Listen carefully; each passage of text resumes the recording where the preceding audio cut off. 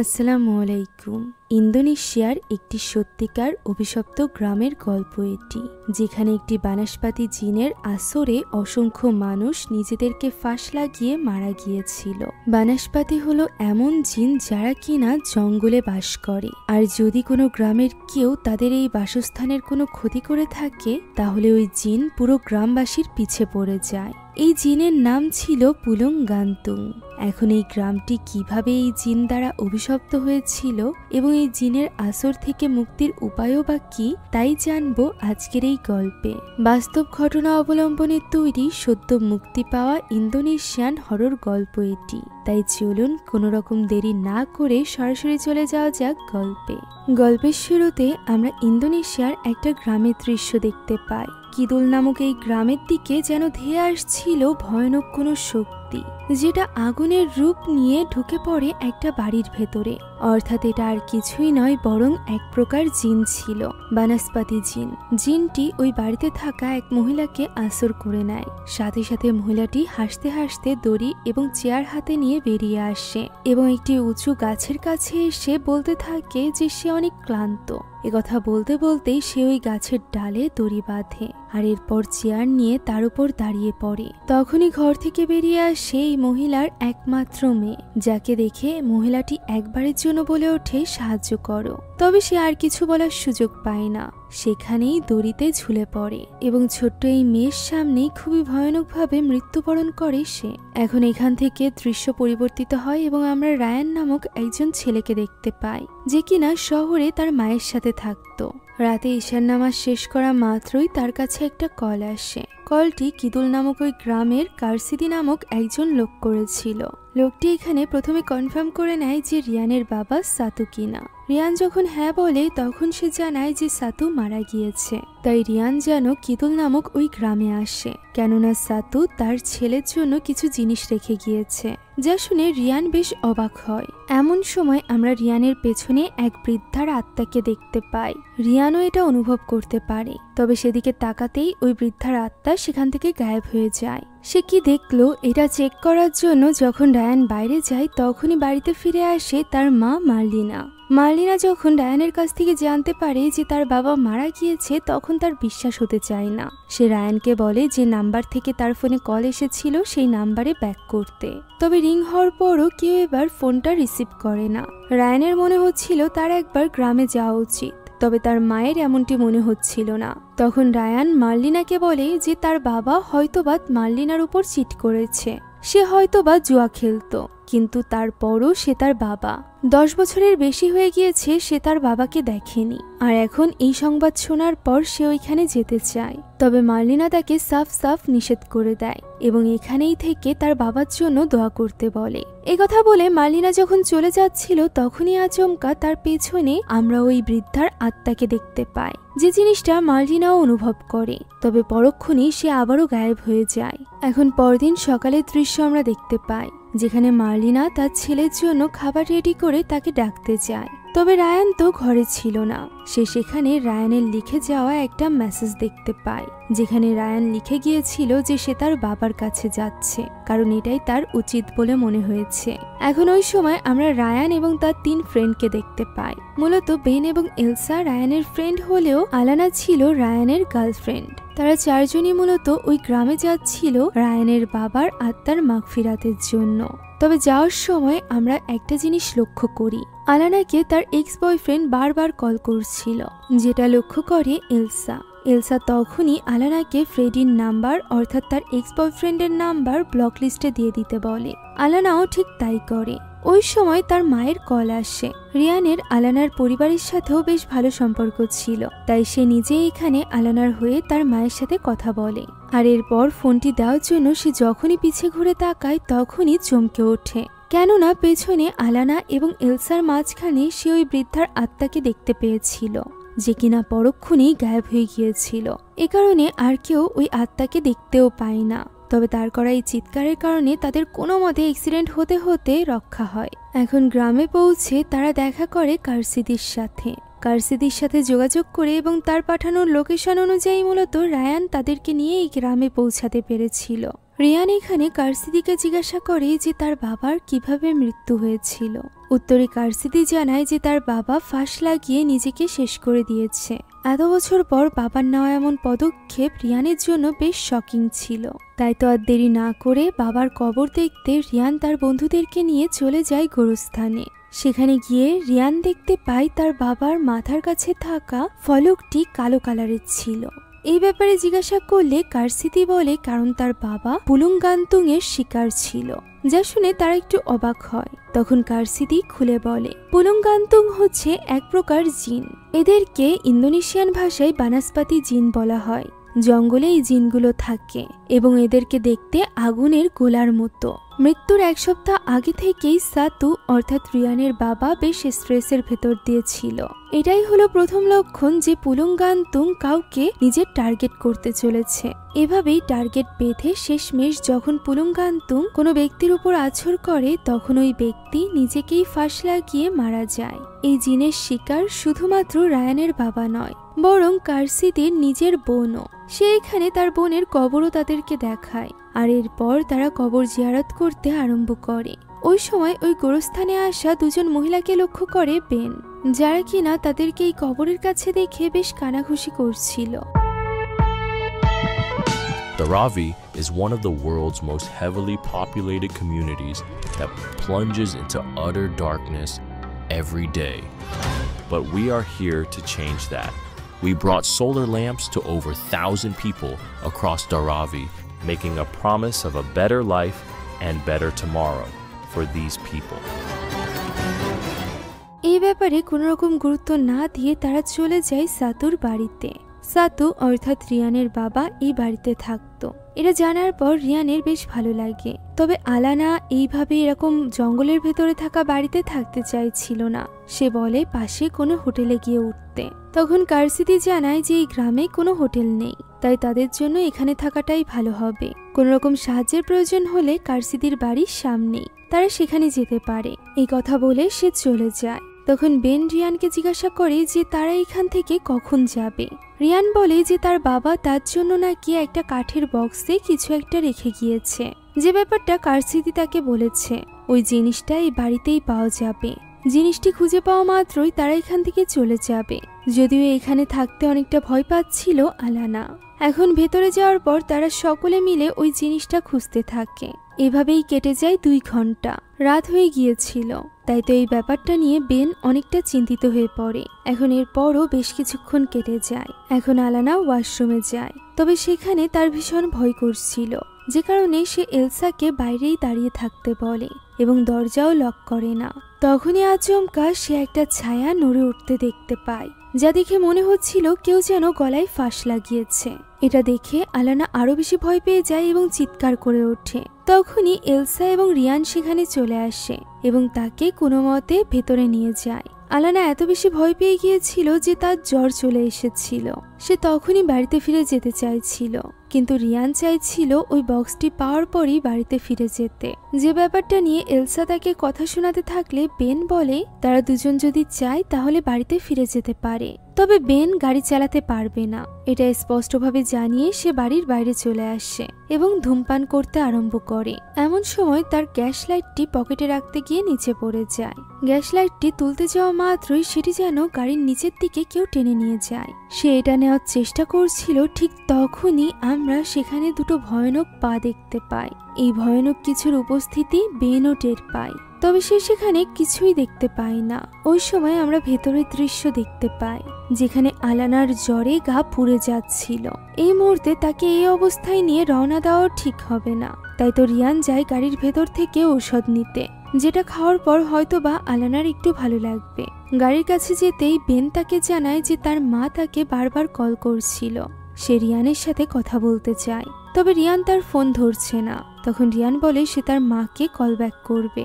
এমন সময় হঠাৎই তারা আগুনের এক গোলা দেখতে পায়, যেটা ছুটে যাচ্ছিল একটা বাড়ির দিকে। এটা দেখা মাত্রই রিয়ান বেনকে বলে আলানা এবং এলসার সাথে থাকতে, এবং সে নিজে আগুনের ওই গোলার পিছু করতে আরম্ভ করে, কেননা সে কার্সিদির কাছ থেকে শুনেছিল যে এটাই হলো পুলুঙ্গান্তুং। এটার পিছু করতে করতে সে গিয়ে পৌঁছায় ওই বাড়ির সামনে। যেটার ভেতরে ওই আগুনের গোলা ঢুকে গিয়েছিল। তবে সেখানে তাদের পিছু পিছু চলে এসেছিল বেনও। বেনকে এখানে দেখে রিয়ান একটু রেগে যায়। তখন বেন বলে যে সেও জানতে চায় যে রিয়ানের বাবার সাথে আসলে কি ঘটেছিল।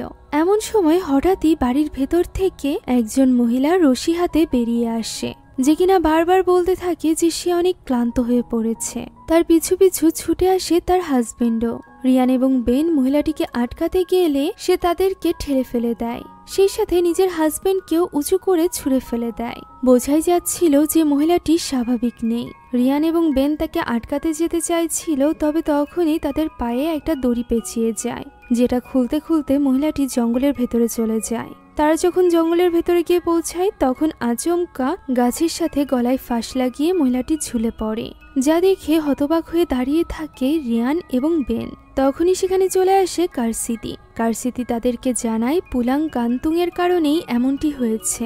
অনেক লোকের ভিড় সেখানে জমে যায়। তখনই আচমকা ওই লাশটি ভয়ানকভাবে অন্যদিকে ঘুরে তাকায়, যা দেখে সকলে ঘাবড়ে যায় এবং বেন এই ব্যাপারে জিজ্ঞাসা করলে কারসিতি বলে এর মানে হলো লাশটি যেদিকে ঘুরে তাকিয়েছে পুলুং গান্তুং এর পরবর্তী শিকার সেদিকেই রয়েছে। এভাবেই আসলে এই জিন মানুষদেরকে চিহ্নিত করে। এখন ওই রাতে ওই মহিলার বাড়িতে দোয়া অনুষ্ঠানের আয়োজন করা হয়, যেখানে সকলে বসে ওই মহিলার কবরের আযাব থেকে মুক্তির জন্য দোয়া করছিল। কিছু সময় দোয়া করে রিয়ান এবং বেন ঠিক করে যে তারা আলানা এবং এলসার কাছে ফিরে যাবে, যেহেতু তারা বাড়িতে একা রয়েছে। তাই তো কারসিদির কাছ থেকে বিদায় জানিয়ে সেখান থেকে বেরিয়ে আসে তারা। তবে পথে দুজন লোকের সাথে দেখা হয় যারা কিনা রিয়ানের উপর বেশ ক্ষেপেছিল, কেননা সে সাতুর ছেলে। তাদেরকে এখনই গ্রাম ছেড়ে চলে যাওয়ার জন্য বলে ওই দুই লোক দুটির এই ব্যবহার দেখে বেন একটু অবাক হয়। তবে রিয়ান এই ব্যাপারে গুরুত্ব না দিয়ে বাড়ির দিকে এগিয়ে যায়। ওই সময় আমরা দেখতে পাই যে মহিলাটি একটু আগে মারা গিয়েছে তার গোসল করানো হচ্ছিল, যেখানে তার চোখ হয়ে গিয়েছিল পুরোপুরিভাবে কালো। এখন তার উপর পবিত্র পানি ঢালতেই তার ভেতরে থাকা ওই জিন বেরিয়ে যায় এবং উড়ে চলে যায় কোনো একদিকে, যে জিনিসটা ওই মহিলারাও লক্ষ্য করে। এখন এই মহিলাটিকে গোসল করিয়ে তাকে কাফনের কাপড় পরিয়ে দেওয়া হয়। এদিকে ওই সময় আমরা এলসাকে দেখতে পাই, যে কিনা আলানার জন্য চা তৈরি করছিল। এমন সময় আমরা তার পেছনে কালো কাপড় পরা এক আকৃতিকে দেখতে পাই। তবে সে ঘুরে তাকাতেই ওই আকৃতি গায়েব হয়ে যায়, মাটিতে গিয়ে পড়ে কালো কাপড়টা। এলসা এই ব্যাপারে গুরুত্ব না দিয়ে চা নিয়ে চলে যায় আলানার কাছে। তবে সে যাওয়ার আগেই পুলুং গান্তুং ওই জিন চলে আসে সেখানে এবং জানালা দিয়ে প্রবেশ করে আলানাকে পজেস করে নেয়। আলানার দুই চোখ সাদা হয়ে যায়, সে ছটফট করতে আরম্ভ করে। তার এই অবস্থা দেখে এলসা চিৎকার করতে থাকে। তার চিৎকারের আওয়াজ শুনে রিয়ান এবং বেন সেখানে ছুটে আসে। তারা বুঝতে পারছিল না আলানার হঠাৎ করে কি হলো। আর এরপর আলানা খুবই অদ্ভুতভাবে উঠে বসে এবং ভয়ানকভাবে তাদের দিকে তাকিয়ে বলে সে অনেক ক্লান্ত হয়ে পড়েছে। এ কথা বলেই সে হাসতে শুরু করে এবং আচমকা হামলা করে বেনের উপর। সে বেনের গলা চেপে তাকে মেরে ফেলার চেষ্টা করছিল। কোনো মতে এলসা এবং রিয়ান মিলে তাকে তুলে নিয়ে আসে এবং রিয়ান তার কপালে হাত রেখে আয়াতুল কুরসি পড়তে আরম্ভ করে, যার ফলে আলানা চিৎকার করে সেখানেই অজ্ঞান হয়ে পড়ে। এখন এই সব কিছু ঘটার পর রিয়ান ফাইনালি তার মায়ের কল রিসিভ করে, যেখানে তার মা মার্লিনা ভীষণ চিন্তিত হয়ে কাঁদছিল। সে রিয়ানকে বলে সে ওই অভিশপ্ত গ্রামে কেন গিয়েছে। তখন রিয়ান বলে এই গ্রামের অবস্থা সত্যিই অনেক খারাপ, অনেকেই নিজেদেরকে ঝুলিয়ে মেরে ফেলেছে, তার বাবাও। যা শুনে মার্লিনা জিজ্ঞাসা করে রিয়ান নিজে ঠিক আছে তো। রিয়ান বলে সে তো ঠিক আছে, তবে আলানা ঠিক নেই। সে বারবার একই কথা বলছে যে সে অনেক ক্লান্ত হয়ে পড়েছে। যা শুনে মার্লিনা এবার ভয় পেয়ে যায় এবং রিয়ানকে বলে এখনই আলানাকে নিয়ে ওই গ্রাম থেকে বেরিয়ে আসতে, কেননা আলানার বলা ওই কথার মানে হলো সে নিজেকে ঝুলিয়ে মেরে ফেলতে চলেছে। যা শুনে রিয়ান হতবাক হয়ে যায়। সে বুঝতে পেরেছিল যে তার মা পুলুং গান্তুং এর ব্যাপারে জানতো, তবে এই ব্যাপারে আর কিছু জিজ্ঞাসা করার আগেই নেটওয়ার্ক খারাপ থাকার কারণে তার কলটি কাট হয়ে যায়। রিয়ানও আর এক মুহূর্তও দেরি করে না, সে তখনই আলানাকে নিয়ে গাড়িতে গিয়ে বসে। জিনিসপত্র ডিকিতে রেখে বেন যখন গাড়ি চালাতে যাবে তখনই সে লক্ষ্য করে গাড়ির প্রত্যেকটি চাকা লিক হয়ে গিয়েছে। দেখে মনে হচ্ছিল এটা ইচ্ছাকৃতভাবে কেউ করেছে, কেননা চাকায় ছুরির আঘাতের চিহ্ন ছিল। গাড়িটি যেহেতু বেনের বাবার ছিল তাই সে এবার ভীষণভাবে রেগে যায়। এলসা তাকে বোঝায় যে এই মুহূর্তে রাগার মতো সময় তাদের হাতে নেই, তাদের এখনই অন্য কোনো গাড়ি খুঁজতে হবে এবং এই গ্রাম থেকে বের হতে হবে। তবে বেন তো কিছুতেই নিজের গাড়ি এখানে ফেলে রেখে যেতে চাইছিল না। তার মতে সে এই গাড়িটি ঠিক করবে, তারপরেই যাবে। তার আগে যদি তার বন্ধুরা তাকে ফেলে রেখে চলে যেতে চায় তাহলে তারা যেতে পারে। এই কথা বলে সে বাড়ির ভেতরে চলে আসে। এদিকে ওই সময় আলানা চোখ মেলে তাকায়, যেখানে তার দুই চোখ ভয়ানক রূপ ধারণ করেছিল। এর মানে হলো তাকে এবার ওই জিন পুরোপুরিভাবে আসর করে নিয়েছিল। হতে পারে এই জিনই মূলত তাদেরকে এই গ্রামে আটকে রেখে দিতে চাইছিল। এখন ভেতরে বেন একা একা বসেছিল যেখানে রিয়ান যায়। তখন বেন রিয়ানকে বলে যে তার এখানে আসা থেকেই গ্রামটিকে বেশ অদ্ভুত লাগছে। গ্রামের লোকজন তার দিকে এমনভাবে তাকাচ্ছিল যেন রিয়ান তাদের কোনো বড় ক্ষতি করেছে। রিয়ান এই কথার কোনো জবাব দেয় না। তখন বেন বলে সে গাড়ির টায়ারগুলো চেঞ্জ করার চেষ্টা করবে। একথা বলে সে বাইরে এসে চেষ্টা করতে থাকে। এই ফাঁকে সে একটু গোপনে ড্রিঙ্কও করছিল। তখনই সেখানে চলে আসে এলসা এবং তাকে বলে যে রিয়ান এই ব্যাপারে জানতে পারলে বেনের উপর রেগে যাবে। তখন বেন বলে যে সে বুঝতে পারছে না এখন সে কি করবে। তার কাছে একটা টায়ারে চেঞ্জ করার মতো অপশন আছে, যেটা সে করে ফেলেছে। তখন এলসা ফোনে সার্চ দেয় এবং হতবাক হয়ে যায় এই গ্রামের ব্যাপারে এটা জানার পর যে এই গ্রামে গত 5 বছরে অসংখ্য মানুষ নিজেদেরকে ঝুলিয়ে মেরে ফেলেছে। এই গ্রামটি মূলত পুলুং গান্তুং দ্বারা অভিশপ্ত। এখন বেন এলসাকে বলে যে সে পাশে কোনো মেকানিক পাওয়া যায় কিনা এটা দেখতে বের হবে।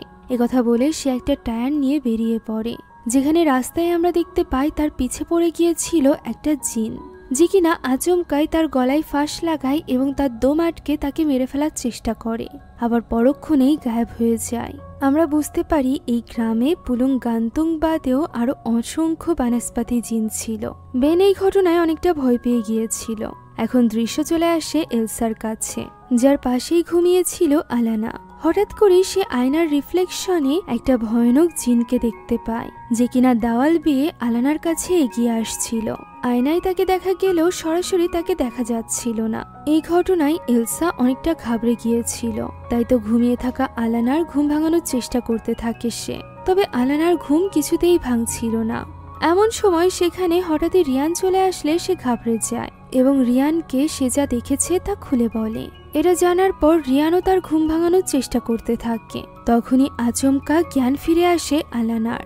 জ্ঞান ফিরতেই সে ছুটে পালাতে আরম্ভ করে।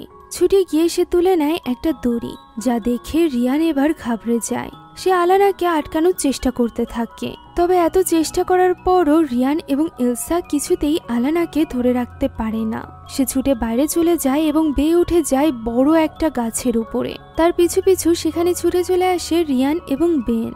রিয়ান নিচে থেকে তাকে বোঝানোর চেষ্টা করতে থাকে, তবে আলানার তো কোনো হুঁশই ছিল না।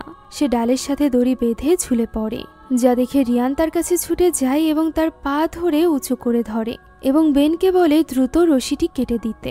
বেন ছুটে চলে যায় গাছের উপরে। গাছের উপর উঠে সে কোনো মতে ওই রশি কেটে দেয়। রিয়ান এবার আলানাকে মাটিতে শুইয়ে দেয়। তখনও আলানার কোনো জ্ঞান ছিল না। সে অনেক বেশি ঘাবড়ে গিয়েছিল। অনেক চেষ্টার পর ফাইনালি আলানার জ্ঞান ফিরে আসে। তাকে জীবিত দেখে রিয়ান যেন হাঁপ ছেড়ে বাঁচে। এদিকে ততক্ষণে গ্রামে চলে এসেছিল মার্লিনা। সে এলসার সাথে কথা বলছিল। এমন সময় আলানাকে নিয়ে রিয়ান এবং বেন বাড়িতে ফিরে আসে। আলানার এই অবস্থা দেখে মার্লিনা তাকে শুইয়ে দিতে বলে এবং এক টুকরো সাদা কাগজ নিয়ে কিছু একটা পড়ে সেটা আলানার মুখের কাছে ধরে। আলানার শ্বাস প্রশ্বাস লাগার সাথে সাথে কাগজটি কালো হয়ে পুড়তে আরম্ভ করে, যা দেখে মার্লিনা বুঝতে পারে আলানার ভেতরে এখনো পর্যন্ত ওই জিন রয়েছে। তাই তো মার্লিনা তখনই একটা বিশেষ পাতার রস করে সেটা এনে খাইয়ে দেয় আলানাকে। এখানে রিয়ান মার্লিনাকে জিজ্ঞাসা করে যে সে আগে থেকেই এই জিনের ব্যাপারে জানতো কিনা। মার্লিনা বলে সে যখন ছোটবেলায় রিয়ানকে এখান থেকে নিয়ে পালিয়ে গিয়েছিল তখনও এই গ্রামে ওই জিনের প্রকোপ ছিল, তবে সে সব সময় রিয়ানকে এই সব কিছু থেকে দূরে রাখতে চেয়েছে। এখন ওই সময় আমরা এলসাকে আলানার সাথে দেখতে পাই। এলসা এখানে আলানার কাছে জিজ্ঞাসা করে যে সে কি তার কাছ থেকে কিছু লুকাচ্ছে বা তার কি কোনো লুকানো পাপ আছে, যার কারণে তার ঈমান এতটা দুর্বল হয়ে পড়েছে যে জিন তাকে দিয়ে এত বড় মহাপাপ করাতে পারছে। তখন আলানা তাকে নিজের খারাপ অতীতের ব্যাপারে জানায়। মূলত তার এক্স বয়ফ্রেন্ড ফ্রেডির সাথে তার নাজায়েজ সম্পর্ক ছিল, যার ফলে সে প্রেগনেন্টও হয়ে গিয়েছিল। আর ফ্রেডি এই ব্যাপারটা জানা মাত্রই তার সাথে ব্রেকআপ করে নেয়। আলানা তখন 1 মাসের প্রেগনেন্ট ছিল। বাধ্য হয়ে যে বাচ্চার অ্যাবর্শন করাতে হয়েছিল তাকে, সে রিয়ানকে এই ব্যাপারটা জানাতে চায়। তবে কেন জানি তাকে হারানোর ভয়ে সে তাকে এটা বলতে পারছে না। আর এই গিল্টি ফিলিং এর কারণেই হয়তোবা তার আজ এই অবস্থা। তার এই সকল কথা আড়াল থেকে শুনে ফেলেছিল রিয়ান। সে আলানার কাছে গিয়ে বসে এবং তাকে জিজ্ঞাসা করে যে সে এই ব্যাপারটা কেন লুকালো। সে কি রিয়ানকে একটুও বিশ্বাস করে না? আলানা এখানে রিয়ানের কাছে ক্ষমা চায় এবং বলে সে রিয়ানকে কোনোভাবেই হারাতে চায়নি, সে তাকে প্রচণ্ড ভালোবাসে। রিয়ানও এখানে আলানাকে ক্ষমা করে দেয়। তবে সে সেখান থেকে যাওয়া মাত্রই আলানার শরীর খারাপ হতে শুরু হয়। সে বমি করে দেয় এবং আবারও ওই জিন তাকে আসর করে নেয়। তাকে কোনোভাবেই সামলাতে পারে না মার্লিনা এবং এলসা। সে ছুটে চলে যায় বাইরে, যেখানে রিয়ান তাকে ধরে ফেলে। আর এরপর সকলে মিলে তাকে দড়ি দিয়ে বেঁধে ফেলে এবং ভেতরে নিয়ে যায়। ভেতরে নিয়ে গিয়ে তাকে বেঁধে রেখে শান্ত করার চেষ্টা করে রিয়ান। সে একটু শান্ত হওয়ার পর মার্লিনা এবং এলসা বাইরে বেরিয়ে আসে। রিয়ানও বের হতে যাবে, তবে ঠিক তখনই ঘরের দরজাটি আপনা আপনি বন্ধ হয়ে যায়। পেছনে উঠে দাঁড়ায় আলানা। রিয়ানের দিকে তাকিয়ে সে ভয়ানকভাবে হাসতে আরম্ভ করে। এদিকে দরজা বন্ধ হতে দেখে অনেক ভয় পেয়ে গিয়েছিল এলসা। তখনই মার্লিনার কিছু একটা হয়ে যায়, তার ভেতরেও জিন চলে আসে। এরা ছিল রিয়ানের কারিন জিন। আর এই কারণেই সে তার মায়ের ভেতরে প্রবেশ করতে পেরেছিল রিয়ানকে রক্ষা করার জন্য। রিয়ান এদিকে আপ্রাণ চেষ্টা করছিল আলানার ভেতর থেকে ওই জিনকে বের করার। তখনই আচমকা দরজা খুলে দেয় মার্লিনার ভেতরে থাকা ওই কারিন জিন। সে প্রথমে রিয়ানকে নিজের পরিচয় দেয় আর এরপর চলে আসে আলানার কাছে। এখানে দুটো জিন মুখোমুখি ছিল। এখানে দুই জিনই একে অপরকে উল্টোপাল্টা বলতে থাকে। পুলং গান্তুং তার পথ থেকে এই কারিন জিনকে সরে যেতে বলে, তবে সে কথা শোনে না। সে বলে কারিন জিন হওয়ার কারণে সে বেশি শক্তিশালী। একথা বলে সে পুলং গান্তুং অর্থাৎ আলানার মাথা ধরে তাকে আঘাত করে, যার ফলে আলানা অজ্ঞান হয়ে যায়। তখন সে বাকিদেরকে উদ্দেশ্য করে বলে দ্রুত হলুদ কালারের বাঁশ দিয়ে একটা সার্কেল বানাতে এবং আলানাকে নিয়ে এই ঘেরার ভেতরে দিয়ে দিতে। তার ভেতরে থাকা পুলং গান্তুং কিছুতেই এই বাঁশের ঘেরা পার করতে পারবে না। তবে এই বাঁশের ঘেরা তাকে আটকে রাখতে পারবে শুধুমাত্র সূর্য থাকাকালীন, অর্থাৎ সূর্য ডুবে যেতেই সে মুক্ত হয়ে যাবে। তাই দিনের আলো থাকতেই রিয়ান এবং বেন গিয়ে সাংকুতের কবর থেকে যেন তার আংটি উদ্ধার করে নিয়ে আসে এবং আলানাকে পরিয়ে দেয়। এর ফলে সেই জিনের আসর থেকে মুক্ত হয়ে যাবে। পরদিন সকালে মার্লিনার ভেতরে থাকা ওই কারিন জিনের কথা মতো তারা সবকিছু করতে আরম্ভ করে। আলানার উপর নজর রেখেছিল মার্লিনা এবং এলসা। অন্যদিকে রিয়ান এবং বেন চলে গিয়েছিল কার্সিদির বাড়িতে। তার কাছ থেকে তারা জেনে নেয় সাংকুত কে ছিল। সাংকুত মূলত এই গ্রামের একজন শামান ছিল, যে কিনা কালো জাদু করত। সেই মূলত এই গ্রামে থাকা সব জিনদেরকে নিজের কন্ট্রোলে রাখত। তবে 5 বছর আগে কোনো এক অপ্রাকৃতিক কারণে তার মৃত্যু হয়ে যায়। এরপর থেকেই মূলত সব জিন মুক্ত হয়ে গিয়েছিল, যার মধ্যে পুলুং গান্তুকও ছিল। তার মৃত্যুর পর তাকে কবর দেওয়া হয়েছিল একটা নিষিদ্ধ জঙ্গলের ভেতরে থাকা বিশেষ গুহায়, যার ঠিকানা তাদেরকে দিয়ে দেয় কার্সিদি। তাই তো আর এক মুহূর্ত দেরি না করে রিয়ান এবং বেন সেই আংটি নেওয়ার উদ্দেশ্যে রওনা হয়।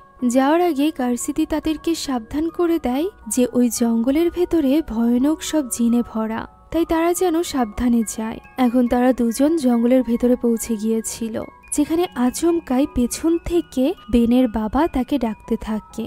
রিয়ান তাকে পিছে ঘুরে তাকাতে নিষেধ করে, কেননা এই ব্যাপারেও মার্লিনার ভেতরে থাকা ওই কারিন জিন তাদেরকে সাবধান করেছিল। তবে বেন এখানে নিজের বাবার কণ্ঠ শুনে দুর্বল হয়ে পড়ে এবং পিছে ঘুরে তাকায়। সাথে সাথে তার সামনে চলে আসে এক ভয়ানক পচং, যার ফলে সে অনেকটা ঘাবড়ে যায় এবং প্রাণপণে ছুটতে আরম্ভ করে। এক পর্যায়ে এসে সে আটকে যায়, কেননা তার পা ধরে রেখেছিল একটা জিন, যে কিনা পরক্ষণেই গায়েব হয়ে যায়। এই ঘটনায় অনেক বেশি ভয় পেয়ে গিয়েছিল বেন। তবে রিয়ান যেহেতু পিছে ঘুরে তাকায়নি, তাই সে এইসবের কিছুই দেখেনি। সে একাই সামনের দিকে এগোতে থাকে, যেহেতু তার হাতে একদমই সময় ছিল না। কিছুটা দূর আসতেই সে ফিসফিসানি আওয়াজ শুনতে পায়। পাথরের গোড়ায় সে একটা মাথার খুলি দেখতে পায়। সেটা যেন তাকে কিছু একটা বলার চেষ্টা করছিল। সে এটাকে কানের কাছে নিতেই এটা তাকে বলে ওঠে যে রক্তাক্ত হাত দিয়ে সে যেন কবর খোঁড়ে। রিয়ান এই কথার মানে এই মুহূর্তে বুঝতে পারে না, তাই তো সে ওই খুলিটি আবারও যথাস্থানে রেখে চলে আসছিল। এমন সময় তার সামনে চলে আসে বেন। অলরেডি মধ্যদুপুর হয়ে গিয়েছিল। এদিকে আলানার ভেতরে থাকা ওই জিনও যে কোনোভাবে এলসা এবং মার্লিনাকে ম্যানিপুলেট করার চেষ্টা করছিল। প্রথমে এলসার ভেতরে ওই কারেন্ট জিনের বিরুদ্ধে অবিশ্বাসের সৃষ্টি করে সে এলসার হাতকে কন্ট্রোলে নেওয়ার চেষ্টা করে, আর এরপর তার হাত দিয়েই সে ওই বাঁশগুলো তুলে ফেলতে থাকে। মার্লিনা আপ্রাণ চেষ্টা করছিল তাকে আটকানোর। এলসা নিজেও নিজের হাতকে কন্ট্রোল করতে পারছিল না। এক পর্যায়ে সে একটা ধারালো অস্ত্র তুলে সেটা দিয়ে আঘাত করে মার্লিনাকে। তবে সৌভাগ্যবশত তখনই সেখানে চলে আসে কার্সিদি। সে এলসাকে নিজের কন্ট্রোলে নিয়ে নেয় এবং মার্লিনা আবারও ওই বাঁশটি যথাস্থানে পুঁতে দেয়। এদিকে ততক্ষণে বেন এবং রিয়ান সমুদ্রের পাশে থাকা ওই গুহার সামনে পৌঁছে গিয়েছিল। এই বিশেষ গুহার ভেতরেই ছিল সাংকুতের কবর, তাই তারা ভেতরে প্রবেশ করে। তবে ভেতরে যেতেই তারা সম্মুখীন হয় এক ভয়ঙ্কর পচঙের, যার হাত থেকে কোনো মতে বেঁচে তারা সামনের দিকে এগোতে থাকে। কিছু দূর এগোতেই তারা এই গুহার ভেতরে থাকা সিক্রেট জঙ্গলের ভেতরে চলে আসে, যেখানে একটা গাছের গোড়ায় ছিল সাংকুতের কবর। তবে তার দুই পাশে ছিল ভয়ানক দুটো পচং, যারা কিনা ঘুমিয়েছিল। এখন এই সুযোগ নিয়ে কবরটি খোঁড়ার চেষ্টা করে বেন। তবে তারা বুঝতে পারে যে এটা আসলে মাটির কবর নয়, বরং পাথরের কবর ছিল, যে কারণে হাতিয়ার দিয়ে এটা খোঁড়া কিছুতেই সম্ভব ছিল না। তখনই রিয়ানের মনে পড়ে যায় ওই খুলির বলা কথাটি, রক্তাক্ত হাতে এই কবর খুঁড়তে হবে। ভালোবাসার মানুষটিকে বাঁচাতে গেলে এত কিছু ভাবার সময় নেই। তাই তো তখনই রিয়ান নিজের দুই হাতই কেটে নেয়, আর ওই রক্তাক্ত হাতেই কবরটি খুঁড়তে আরম্ভ করে। এটাই যখন কাজ হতে দেখতে পায়, তখন বেনও নিজের হাত কেটে নেয়। দুই বন্ধুতে মিলে কোনো মতে কবরটি খুঁড়ে ফেলে। সাংকুতের লাশ তাদের সামনে ছিল, যার হাতে ছিল ওই বিশেষ আংটিটি। সেটা নেওয়ার চেষ্টা করা মাত্রই সাংকুতের লাশ জেগে ওঠে। সে ওই আংটি কিছুতেই নিজের হাতছাড়া করতে চাইছিল না, যে কারণে আর কোনো উপায় না থাকায় বেন তার হাতটাই কেটে ফেলে। এরপরও তার আঙুল থেকে আংটিটি বের করা যাচ্ছিল না। এরই মাঝে আশেপাশের সব পচংগুলো জেগে উঠছিল। ফলে তারা ঘাবড়ে যায় এবং কোনো মতে তাড়াহুড়া করে তার হাত থেকে ওই আংটিটি বের করে নেয়। সাথে সাথে তার লাশ পরিণত হয় কঙ্কালে। আর এরপর তারা দৌড়ে ওই গুহা থেকে বেরিয়ে আসে। এই ঘটনায় তারা দুজনই ভীষণ ভয় পেয়ে গিয়েছিল। এই মাত্র তাদের সামনে যা কিছু ঘটেছে, কিছুই তারা বিশ্বাস করতে পারছিল না। তবে কষ্ট পাওয়ার মতো সময়ও তাদের হাতে ছিল না। তাই তো কোনো মতে নিজেদেরকে শান্ত করে তখনই রওনা হয় আলানার কাছে যাওয়ার জন্য। অন্যদিকে ওই সময় এলসার জ্ঞান ফিরে আসে। সে নিজের সামনে মার্লিনাকে এতটা অসুস্থ দেখে অনেক বেশি সরি ফিল করছিল। মার্লিনা এখানে কার্সিদিকে রিকোয়েস্ট করে যাতে করে সে লোকজনকে নিয়ে ওই জঙ্গলে যায় রিয়ান এবং বেনকে খুঁজতে। তারা এখনো পর্যন্ত ফেরেনি, সন্ধ্যা হয়ে আসছে। আর এই কারণে কার্সিদি তখনই বেরিয়ে পড়ে। এদিকে আলানাকে এই বাসের ভেতরে বন্দি রেখে এলসা মার্লিনাকে ভেতরে নিয়ে যায় এবং তার ক্ষতস্থানে ব্যান্ডেজ করে দেয়। মার্লিনার এতে করে অনেক কষ্ট হচ্ছিল, যা দেখে এলসা তার কাছে বারবার ক্ষমা চাইতে থাকে। মার্লিনাও জানতো যে এলসা এটা ইচ্ছা করে করেনি। অন্যদিকে ফিরে আসার সময় হঠাৎই জঙ্গলের মাঝে রিয়ানের জুতার ফিতা খুলে যায়। সে যখন সেখানে বসে ফিতা বাঁধছিল, ওই সময় সে এক সুন্দরী মেয়েকে দেখতে পায়, যার হাত থেকে ঝুড়িটি পড়ে যাওয়া মাত্রই সে তাকে সাহায্য করতে এগিয়ে যায়। এই মেয়েটি আসলে কোনো সাধারণ মানুষ ছিল না, যে কারণে সে খুব সহজেই বেনকে নিজের বশীভূত করে নেয় এবং বেন তার পিছু পিছু যেতে থাকে। অন্যদিকে নামাজের সময় হয়ে যাওয়ায় মার্লিনা এলসাকে বলে নামাজ পড়ে নিতে। এলসা অজু করছিল, তখনই যেন কোনো এক ভয়ানক শক্তির উপস্থিতি টের পায়। সেই সাথে সে যখন নামাজ পড়তে যাচ্ছিল, তখন লাইটগুলোও ফ্লিকার করছিল। শয়তান জিন আসলে চাইছিলই না যে এলসা নামাজ আদায় করুক। তবুও এই ব্যাপারে গুরুত্ব না দিয়ে এলসা নামাজে দাঁড়ায়। তখনই তার পেছনে অসংখ্য পা দেখা যায়, যেগুলো আস্তে আস্তে এলসার দিকে এগোচ্ছিল। তবে এলসা নামাজ শুরু করা মাত্রই সেগুলো সেখান থেকে গায়েব হয়ে যায়। এখন আসরের ওক্তের নামাজ আদায় করে এলসা বাইরে আসে ততক্ষণে আলানা বেশ অসুস্থ হয়ে পড়েছিল। সে যেন নিঃশ্বাস নিতে পারছিল না। তাই সে এলসার সাহায্য চাইলে এলসা ভেতরে চলে যায়। এটা মূলত আলানার ভেতরে থাকা ওই জিনের চাল ছিল।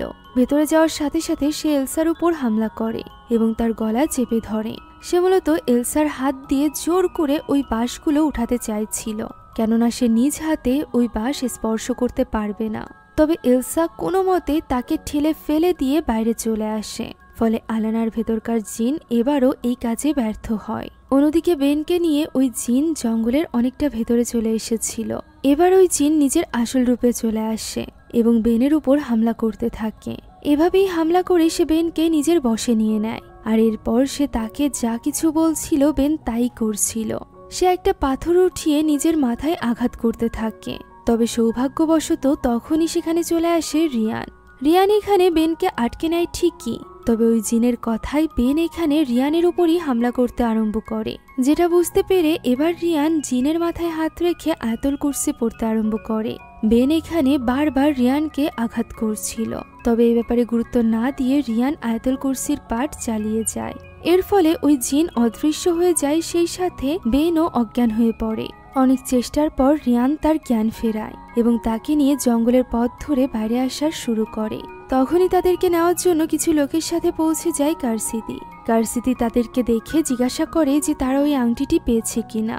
রিয়ান এখানে তাকে ওই আংটিটি দেখায়। আংটিটি দেখে কারসিতি অনেক বেশি খুশি হয়ে যায়। রিয়ান যখন চলে আসছিল তখনই আচমকা বেনকে পেছন থেকে আঘাত করে কারসিতি। আর এরপর তাকে ছুরির মুখে নিয়ে রিয়ানকে বলে তার সাথে যেতে। রিয়ান তাকে বোঝানোর চেষ্টা করে যে তার হাতে বেশি সময় নেই, সে যেভাবে হোক আলানাকে বাঁচাতে চায়। তবে কারসিতি কোনো কথাই শোনে না। সে বেনকে অজ্ঞান করে সেখানে ফেলে রেখে রিয়ানকে নিয়ে সামনে এগিয়ে যায়। অন্যদিকে তাদের অপেক্ষায় বসে থাকা এলসা গুগলে এই জিনের ব্যাপারে পড়তে থাকে। তবে সে পড়ার আগেই এলানার ভেতরে থাকা জিন নিজে থেকেই ওই কথাগুলো বলতে থাকে যে পুলুং গান্তুংকে কোনোভাবেই হারানো সম্ভব নয়। যদি কোনো গ্রামে এর অভিশাপ আসে তাহলে একমাত্র ওই ব্যক্তির মৃত্যুই ওই গ্রামকে মুক্ত করতে পারবে, যে ব্যক্তির কারণে এই গ্রামে অভিশাপ এসেছে। এখন কার কারণে এই সব কিছু শুরু হয়েছিল সেই ব্যাপারে তারা তো কিছুই জানতো না। এরই মাঝে আমরা দেখতে পাই কারসিতি রিয়ানকে নিয়ে একটা ঝুপড়িতে আসে, যার ভেতরে আর কেউ নয় বরং রিয়ানের বাবা সাতু ছিল। হ্যাঁ, সাতু বেঁচে আছে, সে মারা যায়নি। তার মৃত্যুর মিথ্যা কথা বলে রিয়ানকে এখানে ডেকে এনেছিল তারা। একটা মিথ্যা কবর এবং নাটক সাজিয়ে রিয়ানকে ডেকে আনার পেছনে তাদের ছিল বিশেষ উদ্দেশ্য। দেখার বাহানা করে এখানে রায়ানের হাত থেকে আংটিটি নিয়ে নেয় সাতু। এখানেই খোলে এই গল্পের সবচেয়ে বড় রহস্য। মূলত এই কিদুল গ্রামে পুলুং গান্তুং এর অভিশাপ এসেছিল সাতুর কারণে। 10 বছর আগে মার্লিনার সাথে সাতু যখন এখানে থাকতো তখন তাদের আর্থিক অবস্থা বেশ খারাপ ছিল। গ্রামের একটা বিশেষ অংশ নিষিদ্ধ করা ছিল মানুষদের চাষাবাদের জন্য, কেননা ওই অংশটুকু রাখা হয়েছিল বানাসপাতি জিনদের জন্য। তবে মার্লিনা এইসবে বিশ্বাস করত না, তাই সে এখানে সাতুকে প্রেসার দিতে থাকে যাতে করে সে তার ওই জমিটুকু ব্যবহার করে এবং ফসল উৎপাদন করে। সাতু তাকে অনেক বোঝানোর চেষ্টা করলেও সে শোনে না। তারা সেখানে চাষাবাদ শুরু করা মাত্রই গ্রামে এই পুলুং গান্তুং এর অভিশাপ চলে আসে। মার্লিনা তখনও পর্যন্ত এইসবে বিশ্বাস করতে রাজি ছিল না। তবে একটা টাইমে যখন গ্রামবাসীরা তাদের উপর ভীষণভাবে ক্ষেপে যায় তখন তারা বাধ্য হয় এই গ্রামটি ছেড়ে দিতে। তারা সবকিছু গোছগাছ করে বের হচ্ছিল, এমন সময় সেখানে গ্রামবাসীরা চলে আসে এবং সাতুকে পেয়ে তাকে মারধর করতে আরম্ভ করে। মার্লিনা এই জিনিসটা দেখেছিল, তবে সে নিজের স্বামীকে সাহায্য করতে এগিয়ে যায় না। সে এত বেশি স্বার্থপর ছিল যে সাতু তার কাছে সাহায্য চাইতে থাকে। অন্যদিকে সে রিয়ানকে নিয়ে সেখান থেকে পালিয়ে যায়। সঠিক সময় সেখানে চলে আসে সাংকুত। সাংকুত এসে বাঁচিয়ে নেয় সাতুকে এবং গ্রামবাসীকে শান্ত করে বলে যে সেই জিনকে কন্ট্রোলে নিয়ে নিবে, তাই তারা যেন সাতুর কোনো ক্ষতি না করে। তখন থেকে সাংকুতি নিজের আংটির মাধ্যমে এই জিনদেরকে নিয়ন্ত্রণে রেখেছিল। তবে 5 বছর আগে সে মারা যাওয়ার সাথে সাথে এই জিনরা মুক্ত হয়ে যায় এবং গ্রাম আবারও অভিশপ্ত হয়ে পড়ে। সে যদি নিজের মরার নাটক না করত তাহলে গ্রামবাসীরা ঠিকই সাতুকে মেরে ফেলত এই জিনের হাত থেকে মুক্তি পাওয়ার জন্য। তাই তো সাতু সাংকুতের ওই আংটি চাইছিল, যাতে করে ওই আংটি ব্যবহার করে সে সব জিনদেরকে নিয়ন্ত্রণে রাখতে পারে। এর ফলে তার কাছে অনেক আধ্যাত্মিক শক্তিও চলে আসবে। সে নিজেও চেষ্টা করেছিল সাংকুতের কবর খোঁড়ার, তবে সে জানতে পেরেছিল যে সাংকুতের কবর শুধুমাত্র বিশেষ দিনে জন্মগ্রহণকারী ব্যক্তি তার রক্ত দিয়ে খুঁড়তে পারবে। সুরো মাসের 23 তারিখের ওই বিশেষ দিনে জন্মগ্রহণকারী ব্যক্তি আর কেউ নয় বরং রিয়ান ছিল। আর এ কারণেই তাকে দিয়ে এই সব কিছু করার প্ল্যান করেছিল তার নিজেরই বাবা সাতু। সে এখানে সাতুর কাছে সাংকুতের ওই আংটি চাইতে থাকে, তবে সাতু সেটা দিতে একদমই প্রস্তুত ছিল না। রিয়ানের হাতেও বেশি সময় ছিল না, তাই তো সে কোনো মতে সাতুর হাত থেকে আংটিটি ছিনিয়ে নিয়ে সেখান থেকে পালাতে আরম্ভ করে। অন্যদিকে এলসার কাছে পৌঁছে গিয়েছিল বেন। জ্ঞান ফেরার পর সে বুঝতে পারছিল না যে রিয়ান কোথায় গিয়েছে, তাই সে এখানে সরাসরি চলে এসেছিল। তাকে একা দেখে এলসা তার উপর চিৎকার চেঁচামেচি করতে আরম্ভ করে, ফলে তাদের দুজনের মধ্যে তর্ক শুরু হয়ে যায়। এরই মাঝে মার্লিনা চলে আসে এবং তাদেরকে শান্ত করে নেয়। এদিকে সন্ধ্যা ঘনিয়ে এসেছিল, ততক্ষণে সূর্যও ডুবে যায়, ফলে আলানার ভেতরে থাকা ওই শয়তান জিন খুশি হয়ে যায়। তবে রিয়ানও আপ্রাণ চেষ্টা করছিল সময় থাকতে ফিরে আসার। পথে এক লোকের সাথে ধাক্কা লেগে তার আংটিটি হারিয়ে যায়, তবুও সে কোনো মতে পানির ভেতর থেকে আংটিটি খুঁজে নিয়ে দৌড়ে আসতে আরম্ভ করে। অন্যদিকে সূর্য ডুবে যাওয়ার সাথে সাথে আলানার ভেতরে থাকা ওই জিন বাঁশগুলো স্পর্শ করতে আরম্ভ করেছিল। বাঁশগুলো খুঁড়ে ফেলে দিয়ে সে সামনের দিকে এগোতে থাকে। বেন তাকে আটকাতে গেলে সে বেনকে কামড় দেয়, যার ফলে বেন আহত হয়ে পড়ে। সেই সাথে মার্লিনা এবং এলসাও তাকে আটকাতে পারছিল না, ফলে এই সুযোগ নিয়ে সে চলে যায় এবং সরাসরি একটা দড়ি নিয়ে উঠে পড়ে গাছের উপর। নিজে থেকে সবাই তার হুঁশ ফেরানোর চেষ্টা করতে থাকে, তবে আলানার হুঁশ ফেরে না। সে নিজেকে ফাঁস লাগিয়ে দেয়। তবে সৌভাগ্যবশত তখনই সেখানে চলে আসে রিয়ান। সে কোনো মতে আলানাকে ধরে ফেলে এবং বেন গাছে উঠে দড়ি খুলে দেয়। তবে ততক্ষণে আলানার নিঃশ্বাস বন্ধ হয়ে গিয়েছিল। রিয়ান আপ্রাণ চেষ্টা করতে থাকে তাকে বাঁচানোর, তবে কোনোভাবেই সে তাকে বাঁচাতে পারছিল না। মনে হচ্ছিল যে সে মারা গিয়েছে, ফলে কান্নায় ভেঙে পড়ে রিয়ান। তাকে কোনোভাবেই শান্ত করতে পারছিল না মার্লিনা।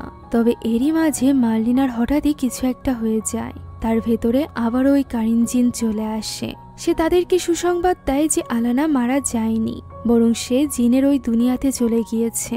তবে দুঃসংবাদ হচ্ছে তাকে বাঁচানোর জন্য তাদের হাতে মাত্র 2 ঘন্টা সময় আছে। তার আগেই যেন রিয়ান তার হাতে ওই আংটিটি পরিয়ে দেয়। এর ফলে সে ওই জগৎ থেকে বেরিয়ে আসবে এবং জিনের আসর থেকেও। একথা বলা মাত্রই জিনটি তার শরীর ছেড়ে দেয়।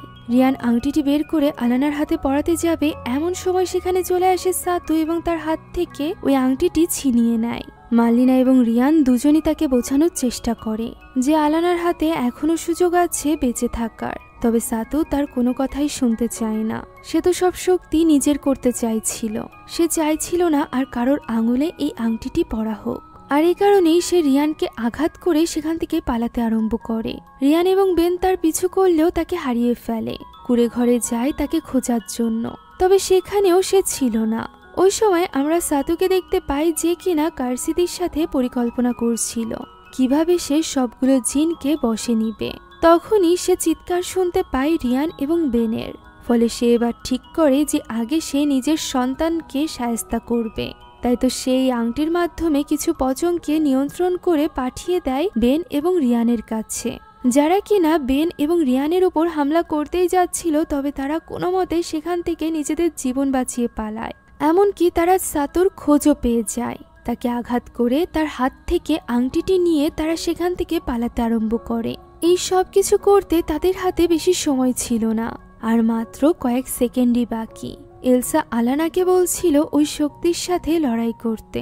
অন্যদিকে আমরা আলানাকে দেখতে পাই যাকে কিনা ওই শক্তি অলরেডি মেরে ফেলার চেষ্টা করছিল। তবে সময় থাকতে সেখানে চলে আসে রিয়ান এবং তার হাতে ওই আংটিটি পরিয়ে দেয়। তবে এরপরও আলানার জ্ঞান ফিরছিল না, যা দেখে রিয়ান ভাবে সে হয়তো বা আলানাকে বাঁচাতে পারেনি। তাই তো সে আলানাকে জড়িয়ে ধরে কাঁদতে থাকে। এরই মাঝে আলানার জ্ঞান ফিরে আসে। তাকে জীবিত দেখে তারা সকলে ভীষণ খুশি হয়ে যায়। তখনই সেখানে চলে আসে সাতু। সাতু তাদের কাছে ওই আংটিটি চায়। তখন মার্লিনা তার সামনে ঢাল হয়ে দাঁড়ায়। সে বলে সে কখনোই সাতুর মতো লোভী লোকের হাতে এই আংটি পরতে দিবে না। তখন সাতু মার্লিনাকে মনে করিয়ে দেয় যে আজ সাতু যেরকম হয়ে গিয়েছে এটা মূলত মার্লিনার জন্যই হয়েছে, মার্লিনাই তাকে খারাপ বানিয়েছে। মার্লিনা বলে সে হতে পারে স্বার্থপর, তবে সাতুর মতো বোকা নয়। কথা বলা মাত্রই সাতু তার উপর হাত তোলে, যা দেখে রায়ান নিজেকে কন্ট্রোল করতে পারে না এবং ধাক্কা দেয় সাতুকে। ফলে রায়ানকেও সাতু আঘাত করতে যাবে তার আগেই আলানা ওই আংটিটি যেহেতু পরা ছিল তাই সে অজ্ঞাতবশতই ওই জিনকে কন্ট্রোল করে ফেলে এবং পুলুঙ্গান্তুং নামক ওই বানাসপাতি জিনটি এসে হামলে পড়ে সাতুর উপর, যার ফলে সাতুর গায়ে আগুন ধরে যায় এবং সে সেখানেই জ্বলে পুড়ে মারা যায়।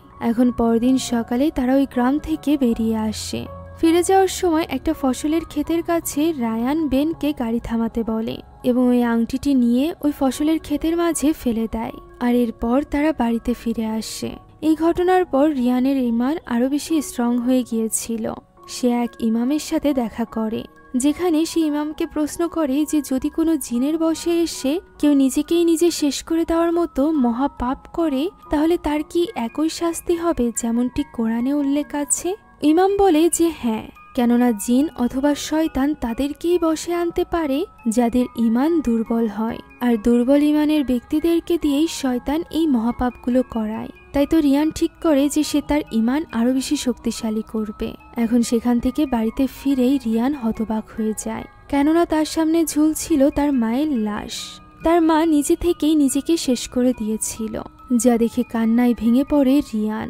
সে বুঝতে পারে যে তার মা মহাপাপ করে ফেলেছে, আর সে তো আগে থেকেই জানে যে তার মায়ের ইমান একদমই স্ট্রং ছিল না। তাই তো সে যখনই সাতুর ওই বক্সটি দেখেছে এবং বুঝতে পেরেছে যে সাতু তার এই পুরো জীবনটা মার্লিনা এবং রিয়ানের অপেক্ষায় কাটিয়ে দিয়েছে, অর্থাৎ মার্লিনা নিজের স্বার্থপরতার জন্য সাতুর জীবনটা পুরোপুরি ধ্বংস করে দিয়েছে, এটা উপলব্ধি করার পরই মার্লিনা নিজেকে নিজে শেষ করে দিয়েছে। এখন এখান থেকে বেশ কিছুদিন পরের দৃশ্য আমরা দেখতে পাই। আমরা ওই ক্ষেতের দৃশ্য দেখতে পাই, যেখানে একটা বাচ্চা মেয়েকে দেখা যায় যে কিনা ওই আংটিটি খুঁজে পায় এবং একজন লোককে বলে যে সে পেয়ে গিয়েছে। এখানেই দৃশ্যটি শেষ হয়ে যায়।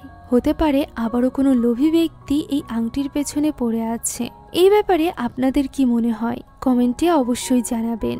ভিডিওটি ভালো লেগে থাকলে অবশ্যই একটা লাইক এবং একটু শেয়ার দিতে ভুলবেন না। এছাড়া আমাদের সকল ভিডিওর আপডেট পেতে এখনই জয়েন করুন আমাদের ডেসক্রিপশন বক্সে থাকা হোয়াটসঅ্যাপ চ্যানেলে। Thank you so much for watching this video. আল্লাহ হাফিজ।